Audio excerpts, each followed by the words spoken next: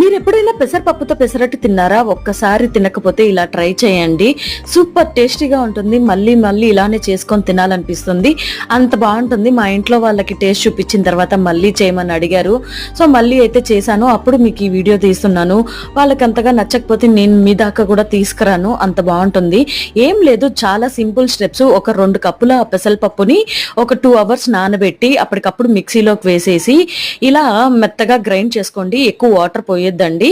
పోయకుండా అందులో సాల్ట్ వేసి కలిపి ఇలా దోశల్లాగా పోసుకోవడమే. ఈ దోశల్లోకి నార్మల్ గా ప్లెయిన్ దోశ వేయడం కన్నా కూడా ఇందులో ఆనియన్స్, పచ్చిమిర్చి, కరివేపాకు, కొత్తిమీర ఇవన్నీ కలిపి వేసిస్తే ఇంకా టేస్ట్ అద్దిరిపోతుంది. ప్లెయిన్ దోశ కన్నా కూడా ఆనియన్ దోశ ట్రై చేయండి. దీనికి కాంబినేషన్ గా కొబ్బరి చట్నీ కానీ, పల్లీ చట్నీ, టమాటో చట్నీ ఏదైనా కూడా సూపర్ గా ఉంటుంది. ఒక్కసారి ఇలా ట్రై చేసి ఎలా వచ్చిందో కామెంట్ చేయండి. వీడియో నచ్చితే లైక్ చేసి సబ్స్క్రైబ్ చేసుకోండి.